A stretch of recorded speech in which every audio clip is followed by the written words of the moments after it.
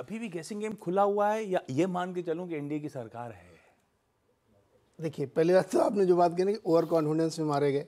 आपने जो अपने आप मेरे दिमाग में 400 पार नहीं भरते ना, तो ये मैं खुश होता है साहब, मैंडेट मतलब बाजार खुश होता है कि चलो तीसरी बार आ गया। अभी आप समझिए, मान लीजिए उदाहरण के लिए या आर्गुमेंट सेक के लिए कि नीतीश कुमार और टीडीपी दगा दे देती कि हम इनके साथ नहीं है, बीजेपी के पास कितनी बचेंगी? और बाकी जितने इंडिपेंडेंट 264 इनकी, 262 उनकी, 264 भी हटाओ आप, 240 पे आते बात करते हैं, बेयर मिनिमम इतनी है ना उनके पास। भारत का संविधान कहता है single largest party stake claim करती है, कोई है क्या इनके सामने? नहीं है ना सिंगल लार्जेस्ट पार्टी। तो किसी भी दशा में पहला सरकार बनाने का ऑफर इन्हीं को मिलेगा, कुछ नहीं कर सकता कोई। अब 240 से 30-32 जोड़ लीजिए, आप 272 होते हैं। और एक बार सरकार बनने के बाद 6 महीने से पहले आप नो कॉन्फिडेंस नहीं ला सकते, मोशन नहीं आएगा। केवल एक होता है बजट, जो गिर जाए तो सरकार गिरी मानी जाती है, क्योंकि बजट पास होना जरूरी है। लेकिन बजट चूंकि मनी बिल होता है इसलिए उसमें गिरती नहीं।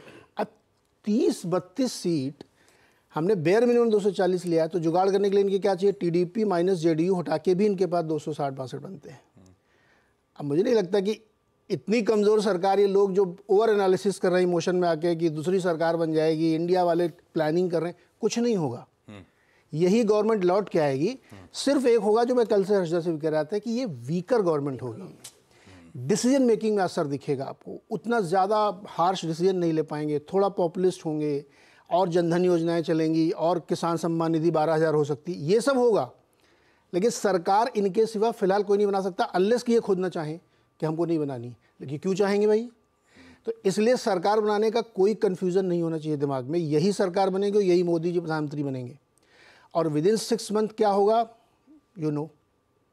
वो 372 का आंकड़ा मुझे लगता है ये अकेले अपने लिए कर लेंगे, जैसा कि इनका ट्रैक रिकॉर्ड है।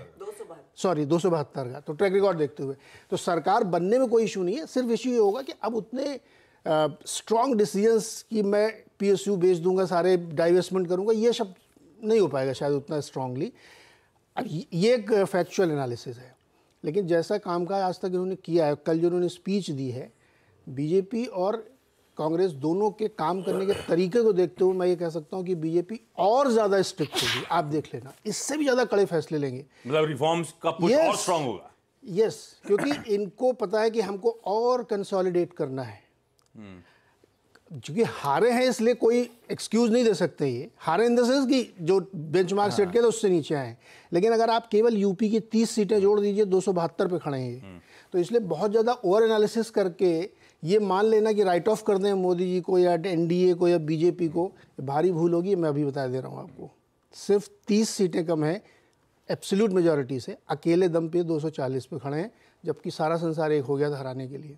तो इसलिए बहुत ज़्यादा मुझे लगता है एनालिसिस की ज़रूरत नहीं है। डिसीजन में फ़र्क पड़ेगा, ये मैं कल से कह रहा हूँ, 11 बजे से मैं कह रहा हूँ कि डिसीजन इनके वीक होंगे।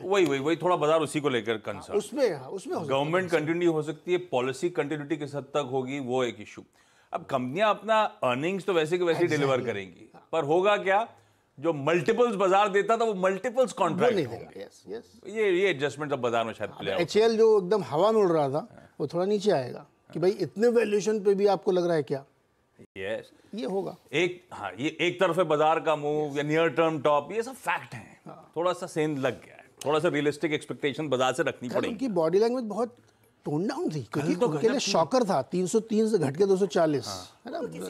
किसी की 62 सीटें आपकी कम हो गई, आपको ये एक्सपेक्ट नहीं था कि आप कर पाएंगे। तो वो एक्चुअली कल शाम को बहुत सारे ट्वीट्स और मीम्स बन रहे थे, तो इवेंचुअली वो आया जो जीता वही सिकंदर।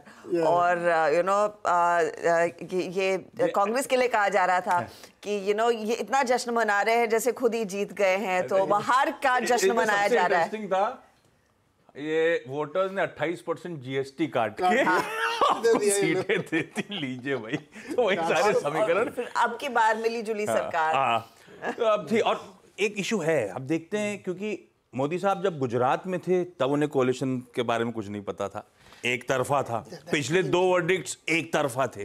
अब कोalition में कितने कोहेसिव होके सरकार चलाते हैं ये देखना पड़ेगा। मोदी जी ने कभी कोलिशन गवर्नमेंट करी नहीं है। हाँ, 22 साल से वो एक तरफा मैंडेट मिला है इनको। वो एक तरफा अपनी डोमिनेंट एनडीए था, लेकिन उनकी अपनी मेजॉरिटी रहती थी हमेशा। ये ऐसी सरकार होगी जिसमें आप दूसरे की मदद से चला रहे हैं। तो ये थोड़ा सा मैं कह रहा हूँ डिसीजन मेकिंग में फ़र्क देखेंगे आप। सब दिखेगा। अच्छा, अभी हर्षदा आपको बढ़िया ब्रोकरेजेस बताएंगी, उसमें एक ब्रोकरेज बड़ा इंटरेस्टिंग था, यूबीएस की लाइंस, और वो फिर एक्सप्लेन करता है क्यों इस तरह से $7 बिलियन की एफआईएस की सेलिंग। जो पॉलिटिकल आउटकम आया है बहुत क्लोज है जो हमें ग्लोबल इन्वेस्टर्स से फीडबैक मिल रहा था। उनका बेस केस था बीजेपी लेड कोएलिशन। ये तो सिर्फ डोमेस्टिक लोकल इन्वेस्टर्स की एक्सपेक्टेशन थी, बीजेपी सिंगल लार्जेस्ट पार्टी बनेगी। यहाँ यूफोरिया था और वहां पे रैशनैलिटी थी, ये गड़बड़ा गया, तो इसीलिए एफआईआर माल छोड़ रहे थे। भाई साहब कल जब एंकरिंग हो रही थी, लक्ष्मण आपने नोटिस करा होगा कई बार बीच की सीट खाली थी, आप सबको लगा वीरू उठ के जा रहे हैं, वो उठ के नहीं जा रहे थे, स्टॉक स्पेसिफिक मूव चेक करने के लिए चार्ट नीचे से देख रहे थे। भाई साहब चार्ट बिल्डअप क्या कहानी सुना रहा है, क्या देखूं, क्या वॉच आउट करूं, कैसे अप्रोच करूं।